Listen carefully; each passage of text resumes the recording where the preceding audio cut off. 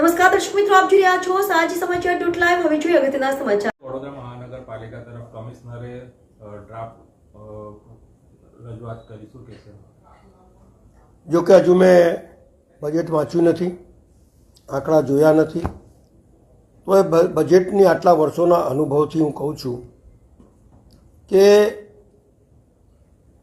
10 વર્ષની 20 વર્ષના આંકડા તમે જોશો બજેટના, તો આંકડાની માયાજાલ સિવાય કશું દેખાતું નથી। આના પરથી તમને એક વાર્તા કહું હું તમને કે હું નાનો હતો ત્યારે મદારીના ખેલો આવતા હતા અને મદારી આવીને એવું કહે કે જો આ સાપ છે ને બીડી પીશે, એટલે લોકો સાપની તરફ જોઈએ કે સાપ ક્યારે બીડી પીશે, હે? અને પછી ડમરું બજાવે, અસરે પાણી તસરે પાણી, શક ચવલકી પાવડી, કવગજ મોતન કા હાથ, પદ્મા કરે વિચાર, હાથ છું એવું કરે અને તાવીજ વેચીને જતો રહે। મૂળ એનો હેતુ શું હોય?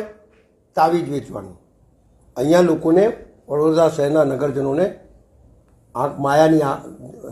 આંકડાની માયાજાળ બતાવી અને શું સિદ્ધ કરવા માંગે છે એ જ સમજ પડતી નથી મને તો।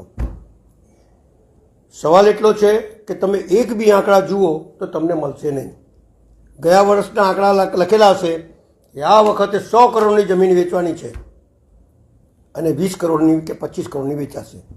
જો 75 કરોડ ઓછા આવ્યા તો તમારો બજેટ કઈથી ફિટ થયો ભાઈ? મને બતાવો।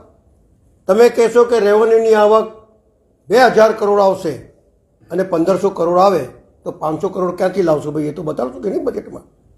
ગયા વખતના બજેટમાં, રિવાઇઝ બજેટમાં તમે બતાડશો ને કે આ રીતે સરભર થશે। આમાં કશું નહીં। આ રિવાઇઝ બજેટનો દિવસ પૂરો થશે એટલે નવો બજેટ ચાલુ થઈ જશે। લોકો બજેટ તરફ નથી જોતા। બજેટ લોકો શું કહે છે કે મારા ત્યાં પાણી નથી આવતું, મારા ત્યાં ગંદુ પાણી આવે છે, મારા ત્યાં ડ્રેનેજ બરાબર ચાલતી નથી, રોડોમાં ખાડા પડી ગયા છે। જો તમારું એટલું સારું બજેટ હોત તો આ વડોદરા શહેરની અંદર 3 વખત પૂર અને 5000 કરોડનું નુકસાન ન થયું હોત। તમારી સરકાર ઝોન ફેન કરીને માલે તુજારોને જમીનો આપી દે અને ત્યાં બિલ્ડિંગો બની જાય। વર્ષો સુધી તમારી રૂપારેલ કાંસ, ભૂકી કાંસ, મસીયા કાંસ સાફ ના થાય। 450 કિલોમીટરની વરસાદી ગટરની અંદર જો ડ્રેનેજને પાણી વહેતું હોય તો આ બજેટને શું કરવાનું ભાઈ?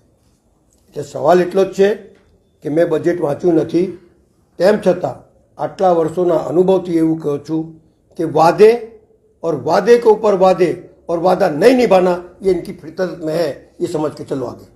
બસો કે 6200 કરોડનું જે બજેટ છે એની સામે ઇન્કમ સોર્સ કઈ દેખાતા નથી, એના માટે શું કહેશો? મેં તમને પહેલાં જ કીધું, આંકડાની માયાજાળ છે। આ બજેટ શું પગાર નહીં ચૂકવો, શું લાઇટના બિલ નહીં ચૂકવો, શું નહીં કરો? 1200ની ભરતી કરી છે એને નહીં આપો? શિક્ષણ સમિતિમાં જે બચારાઓ આટલી મહેનત કરી રહ્યા છે, જેને કોર્ટે હુકુમ આપ્યો છે, તો છતાં એમને પરમનન્ટ નથી કરતા। એ બી માણસ છે, એ બી તમારી દરેક રેલીઓમાં શિક્ષકોને પગ બોલાવો, એમના પાસેથી કામ લો, એમના પાસેથી આ કરો।